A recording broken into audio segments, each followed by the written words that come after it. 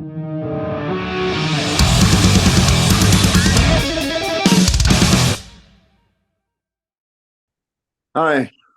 Sorry I'm Mate, a bit late, mate. I've been doing a few other interviews and you're right, people mate. will chat. People will chat. They will. They sure will. It's good to meet you, Glenn. Good evening. And you?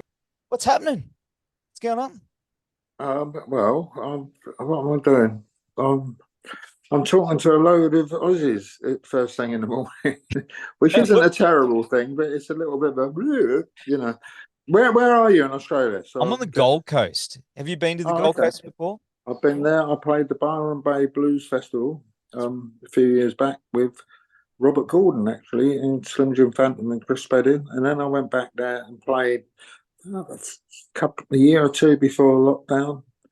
And we played the Gold Coast, and we was up in Tweed. And funny thing happened was that I went there with Robert Gordon maybe 10 years ago and played there. Mm.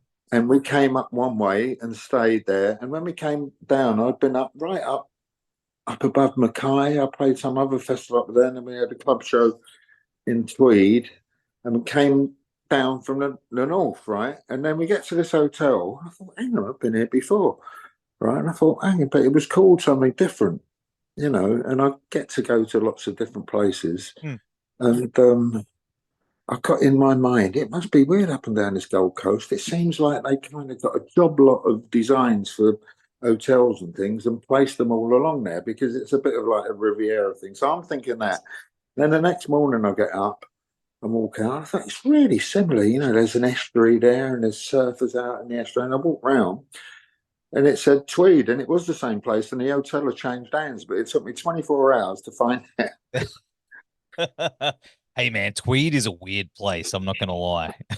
Yeah, there's a nice little cafe on top of the bluffs, though, where you walk up and do that. And the first time I went there, I got there, I was really jet lagged, and I got up at 6 o'clock in the morning, went for the walk, found a deck chair, sat in it, fell asleep, and I got horribly sunburned. And then when we played that night, Robert Gordon came up to me in the middle of the set. He slapped me on the back. He went, "How's the sunburn going?" So you don't want to do that. Yeah. No, you don't. I got a co-worker who's very, very sunburned at the moment, and I tried getting him a few times. It's just what you do to your mates, but I couldn't get him. He was too quick. Um, Oh. Glenn, I got to say, it is great to talk to you, mate. It's been a while. I've been on my bucket list to talk to you. So thanks for joining us.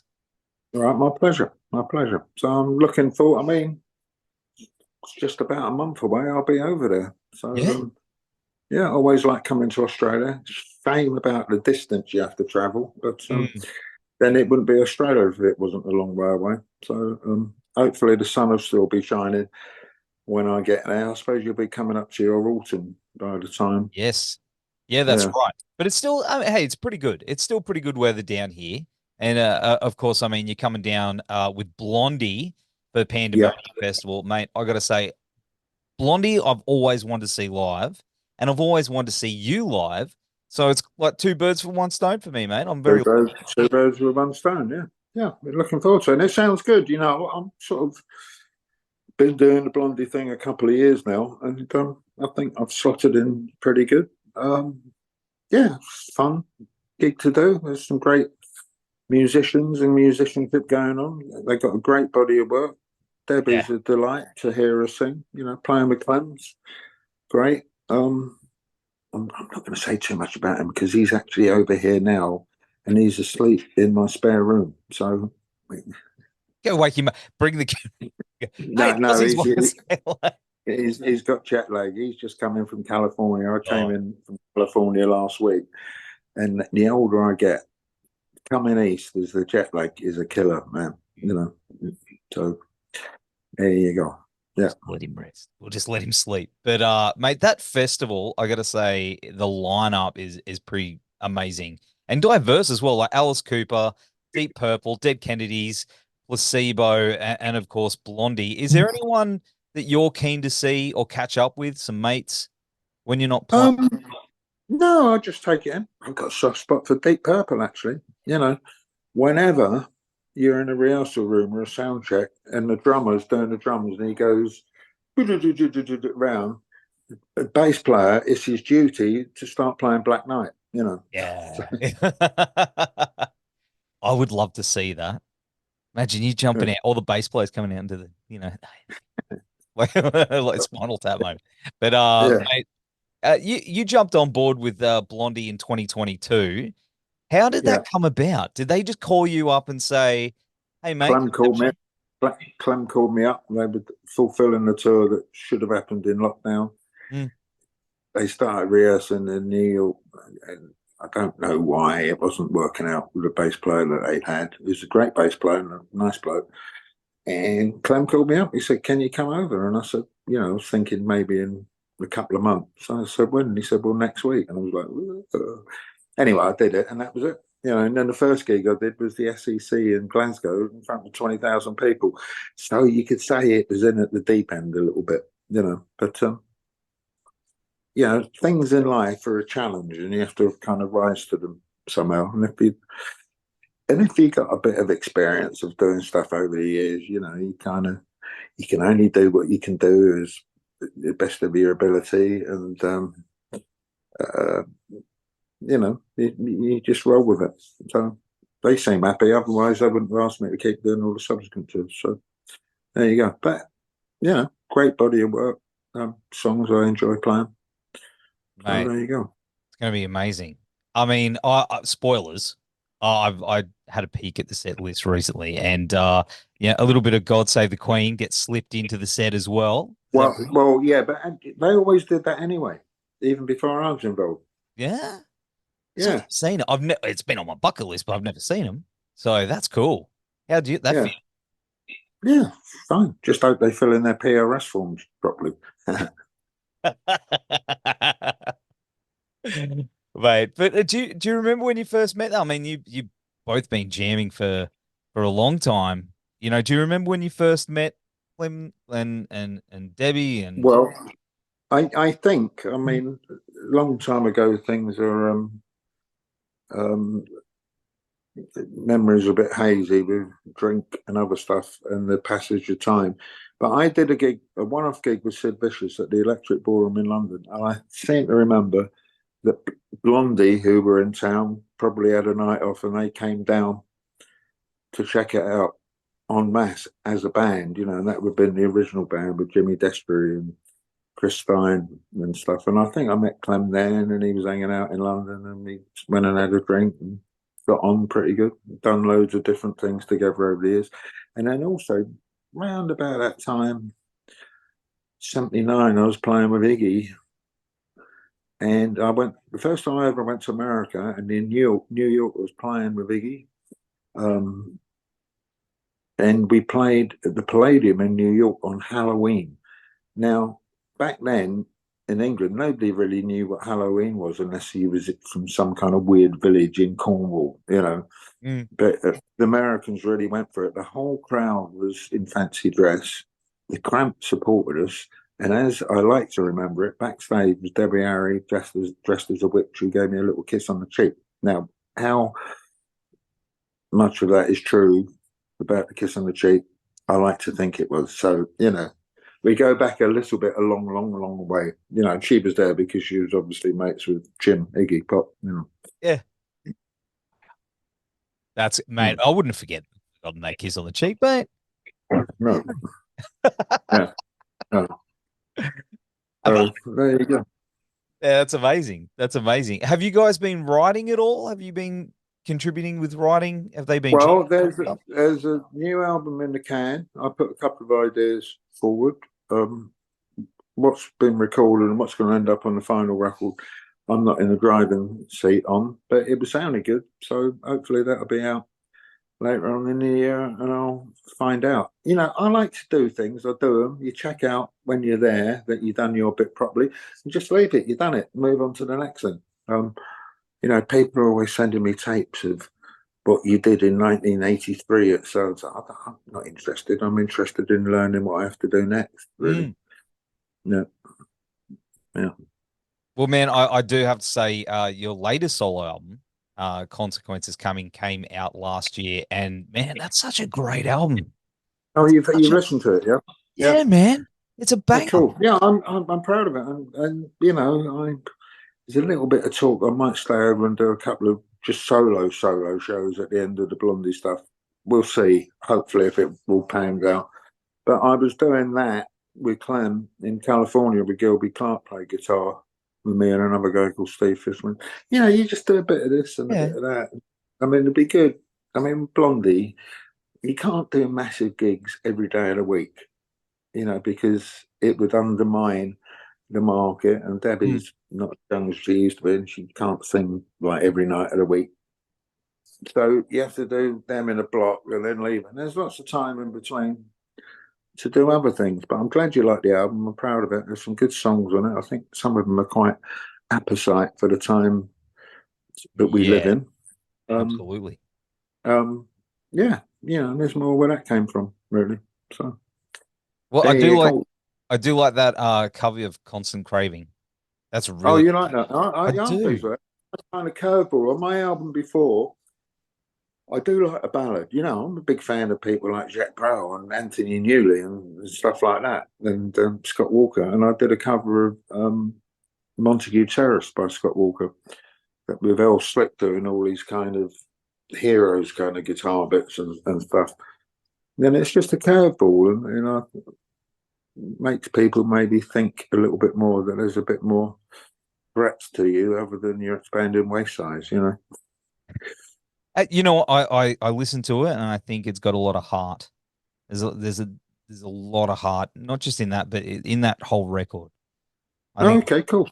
That's what I got from it. Well, the thing with the record is, although it's been sort of out online and Spotify and all that for a while, it hasn't had a real physical release in Australia, which I think is just coming about now to coincide with me going down there. You know, I haven't got like Virgin Records or EMI behind me, so it's a little bit funky, but we'll get there. But so I'm glad you've come across it. You know? Yeah. I'll maybe your listeners can check it out a bit more. You know. So.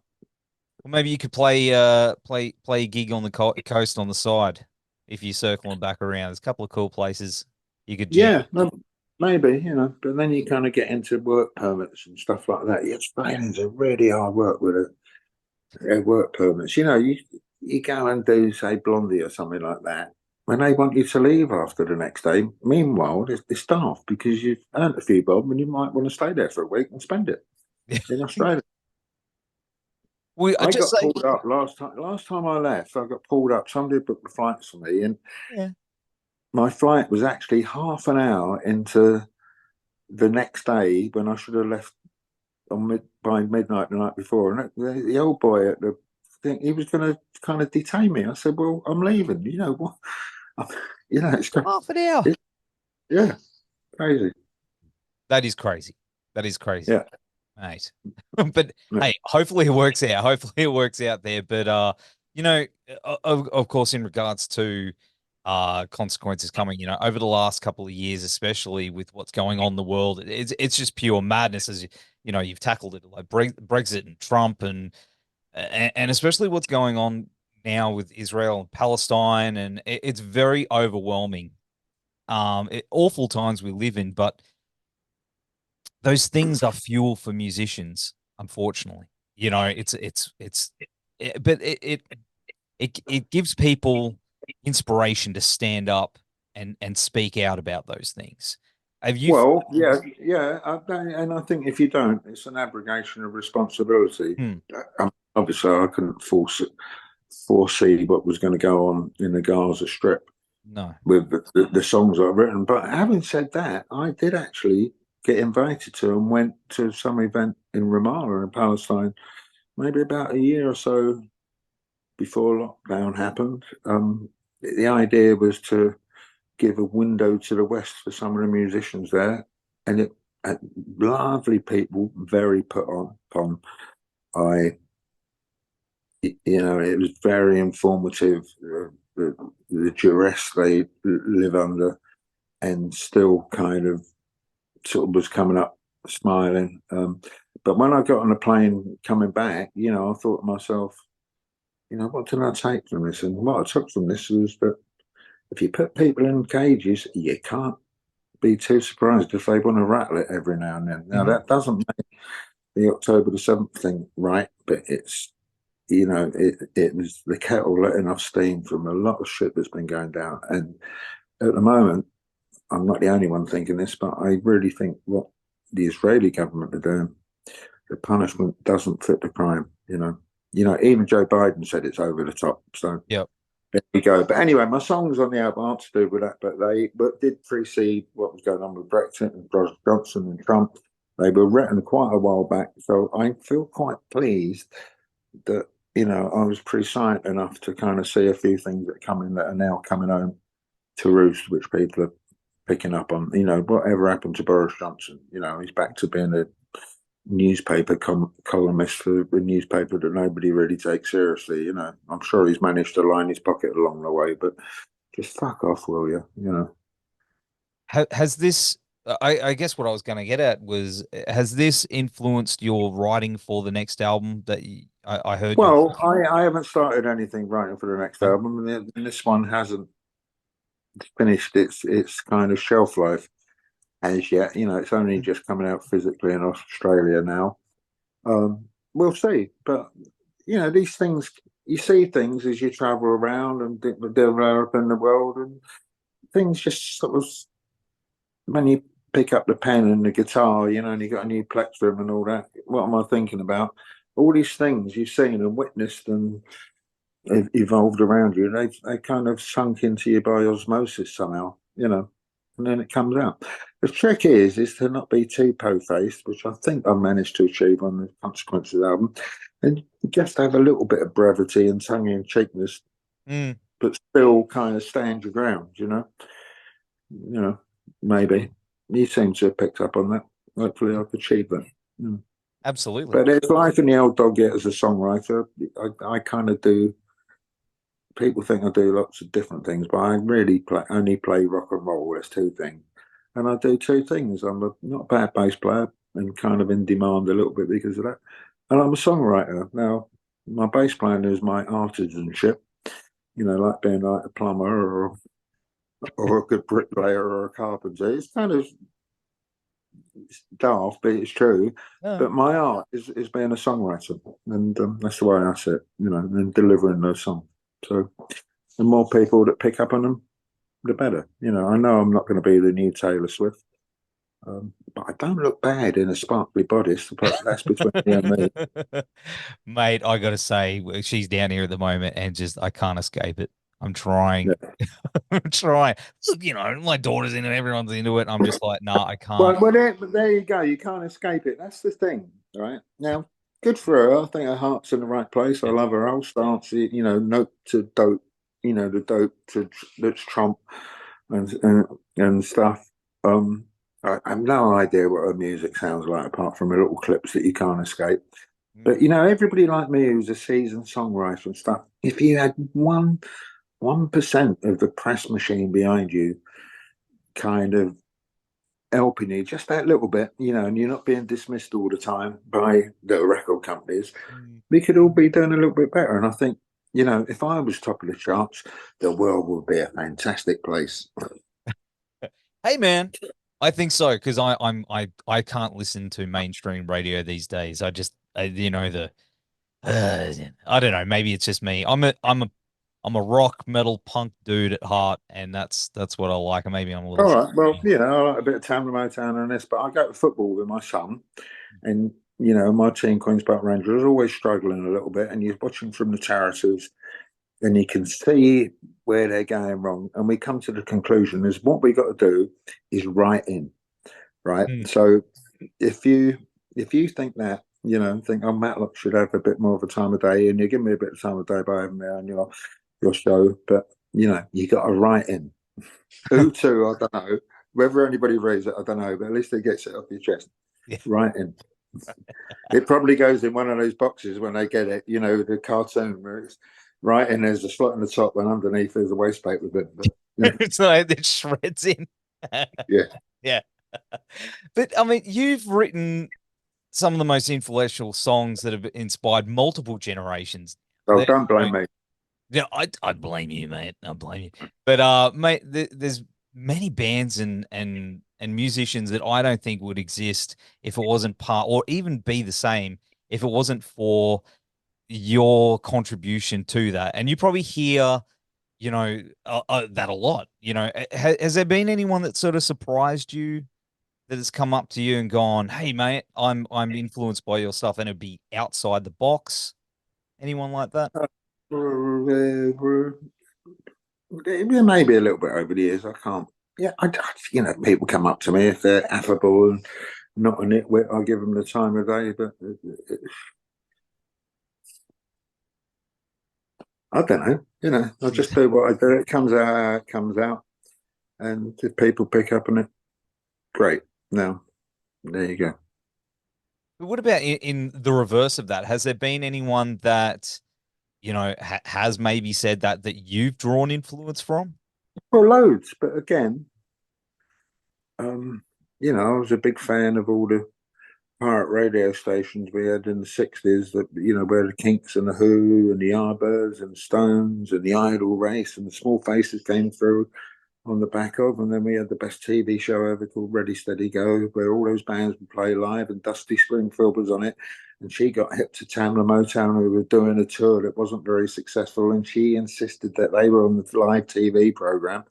And then I saw Smokey Robinson and Miracles and Martha Reeve and the Vandellas and Sam Cooke playing live on a Friday night. I was too young to do anything about it, but it all soaks in somehow, and then I got hip to bands like The Faces, and I got a bit to play with, and Motley Hoople and Sensational Alex Harvey, a whole bunch of stuff, and then I dug stuff like Can, krautrock band, fantastic drummer Jackie Liebich and Holger Hueskirk, I can never pronounce his name properly. But I saw them play at the Hammersmith Palais, which was a dance hall in like 1973, 74. And his bass playing is fantastic. And he taught me, without even meeting me, the value of changing the octave at the right time. All little things add up somehow, So who knows? And then I've always liked stuff with Bowie, obviously, but he was influenced by people like Scott Walker and Jack Brel and Anthony Newley, who I love, I doubt he would have ever recorded The Laughing Gnome if he hadn't heard Anthony Newley doing Strawberry Fair. It's all in there somewhere. Tommy Steele with Edith Piaf, it's all in there, But everything I like, I think, is kind of just, and all the people I've got to play with, they're all kind of slightly a bit more left field than the mainstream, and I'm proud of that. Yeah, absolutely. I mean, they're a little bit more pushing the envelope and questioning a little bit, really. Yeah. Well, I mean, you also been playing, or you're about to. Was it the Iggy Pop Lust for Life? Yeah, I'm doing. It's not with Iggy, but it's his songs and stuff. We did it last year. It was a laugh, went down well. All the people involved have some kind of tenuous connection with playing with Iggy. Clem, me, Kevin Armstrong. You got Kevin Armstrong. Yeah, he's a great guitarist. Luis, the other guitarist, and yeah, that's that. And then I'm going straight out with my band. We're opening up for Stiff Little Fingers at some pretty big venues across the country. The world is non-stop rock action at the moment, and then straight over to Australia. So I'll do all that, and then I'll have a kip on the plane, get out in Singapore, have a silk cut, and then get back on and end up in Melbourne. And then go to I was chatting to one of your guys I was talking to earlier on, and we'll go to that little Italian place in the CBD that's been there for donkey's years. Forget the name of it, but I know where it is. And then I'll be out Brisbane way. Yeah. Mate. Gold Coast stuff. So there you go. Now, I think I'm going to have to go because I've got a few more of these to do. Oh, sorry, mate. I'm holding you up. I'm enjoying your chat. Yeah. Me too, but that's just... Yeah. It's a hard life sometimes. But maybe I'll see you over there. You'll see me. You're around. You'll see me on the Gold Coast. Yeah. Absolutely. Yeah. Absolutely. But hey, Glenn, thanks again for hanging out on the show, mate. It's been an absolute pleasure. I'm going to have all the links down here. Oh, yeah, you got your coffee. I got my cup of Bowie. And we'll have all the links down here and on the website. Until then, take care, my friend, and I'll see you on the Goggy. All right, mine, there you go. And as you say, g'day. Yeah. Take care, brother.